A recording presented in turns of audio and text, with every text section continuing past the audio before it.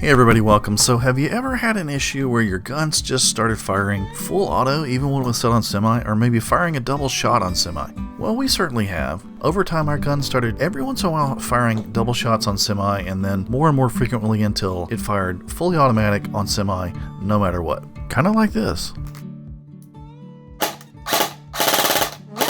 Well, there's a couple of main things that could cause this, so we're going to open this guy up, dig into the gearbox, and figure it out. So whether you're here to understand how AEGs fire semi-automatic and how to fix it, or if you're just here for a version 2 gearbox overview, this video is just for you.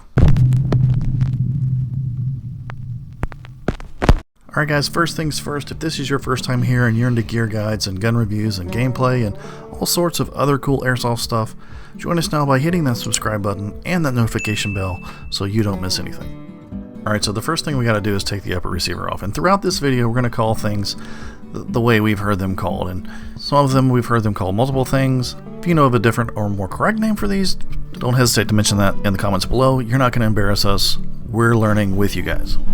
Alright, so the first thing we're going to do is we're going to remove the takedown pin. These usually go in one direction only, so make sure that you set it aside so that you know exactly how to put it back in. You're going to pull the charging handle back. There's usually a little bit of a hump on top of the gearbox that you've got to release the charging handle to get it up over. In our case, it required a little bit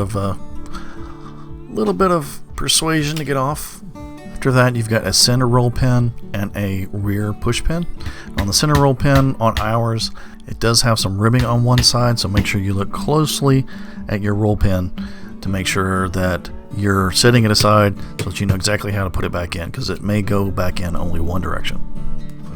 Once we've got the pins out, we're going to take the motor plate off. Again, careful to set everything aside exactly where we know where it is. Then once we've got the motor plate off, we're just going to detach the red and black motor cables. Once we've got that done, you can pull your motor right out. Make sure you don't lose track of the spring that goes on top of the motor, and set that aside. Then we're going to work on the small screws that hold the pistol grip on. You'll have to look carefully at your gun, but on ours, I like to leave the screws inside the pistol grip, so there's no chance I'm going to lose them. Now again, depending on the model of your gun, you may still have a couple of pieces that go through the gearbox you got to take off. We need to take off the mag release, which does go all the way through the gearbox.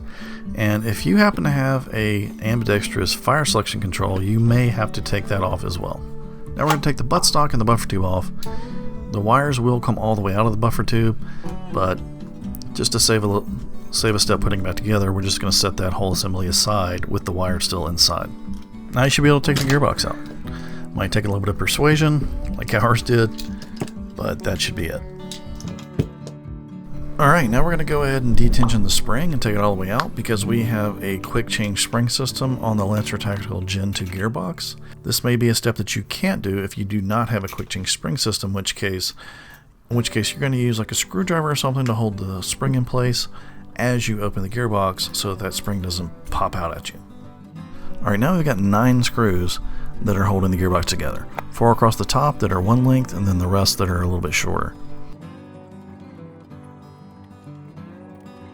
Once those screws are all undone, that's it. Now you can pop open your gearbox. You may notice when you pop open your gearbox, you may have these little washers or spacer looking things. These are actually shims. So when you hear people talking about shimming your gears, these are the little things that they're talking about. Or if you hear people talking about metal bushings, these are the metal bushings that your gears rotate within. Alright, so in order to get the cylinder set out, we've got to remove the tappet plate spring from the tappet plate. You can see here with the cylinder set, you've got the nozzle, which slides down into the tappet plate groove. You got to make sure it's placed in that slot or it won't function properly. Then you've got the cylinder and the cylinder head, as well as the piston and the piston head and the piston teeth. Alright, so let's set that aside, move along. First thing we're going to do is we're going to remove the bevel gear, and I'm going to be careful here to make sure that any shims that are already in here stay on the particular gear that they are coming off of, so that when I put this back together, it stays shimmed just like it was. Alright, now let's remove the sector gear. Again, I'm going to make sure the shims stay on there. And now I'm going to remove the spur gear. We do additionally have an anti-reversal latch in here, which I don't need to remove for our purposes today, but it can be removed, located right there. Alright, so let's talk real quickly about how semi-automatic works. When you pull the trigger, the pieces of the trigger assembly move together and the contacts touch. This completes the circuit and the motor turns on and it starts turning the gears. The sector gear has a little nub on it that as it rotates, it's going to connect with the cutoff lever. The cutoff lever have this little scooping half moon shape that connects to this nub on the sector gear. So as the sector gear rotates around, when the selector plate is in semi-automatic, it's going to catch that cutoff lever, force it up, and the arm of the cutoff lever catches a nub on the back of the trigger assembly that pulls the trigger contacts apart. And that's one rotation, a one shot on semi-automatic. And if the cutoff lever gets worn down, the nub on the sector gear won't connect with it properly anymore, and semi-auto will fire double shots or even full auto. And as I'm spinning this around, it doesn't feel like it's catching at all, so there's definitely something going on here. Let's take the rest of these pieces off, get a good look at it. I started to take the safety lever and spring off, but it's actually not necessary for this, so I'm going to leave it on. But we are going to take the trigger and trigger spring out of the trigger assembly. The trigger just snaps out. It's got a little spring that slides into the hole on the back of it. So you're going to make sure you set that aside somewhere where you're not going to lose it. And now we just want to take the entire trigger assembly out of here, because there actually is a couple of things that could be causing this. One is the cutoff lever, and there's actually a nub on the back of the trigger assembly that we want to look at as well. Now the trigger assembly, some people call it different things. It consists of the trigger contacts and what some people call the shuttle or the trolley. And this moves back and forth along the rails with each trigger pull. You actually notice on the back of the trigger assembly there is this kind of L-shaped protrusion, and the top part of it has this really pointy part, and this is where the cutoff lever arm connects and pulls the trigger contacts apart when the sector gear connects with the cutoff lever on semi-automatic. And this could absolutely be worn down as well, but looking here, it looks like the nub on the back of our trigger assembly is in perfect condition. Looks like we've actually got a runaway shim here, so let's make sure we put that back with the bevel gear. And while we've got the gears out, let's talk about shimming real quick. So when someone's talking about shimming the gearbox, what they mean is that you want the gears to have maximum contact with the teeth without having friction. You don't want them kind of, slightly apart where only part of the teeth are touching. That's going to wear your teeth down quickly.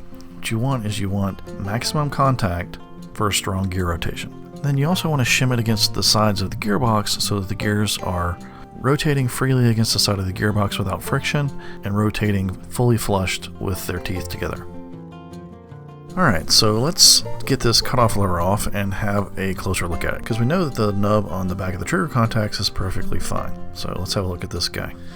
And the cutoff lever, the front of it should have kind of this half-mooned section here, and the top of it should actually be relatively pointy. And I'll try to show you one that's intact in an inset shot here. But we can see here that this one is extremely worn down. Yeah, it's practically rounded off completely, so no doubt whatsoever that is our culprit. So now we can have confidence in ordering that part, knowing that when we replace it, it should fix our semi-auto firing full auto problem. And in case all that is unclear, here's a quick animation showing how all of these parts work together in conjunction. And thanks to our friends at Reaper Airsoft for letting us use this clip.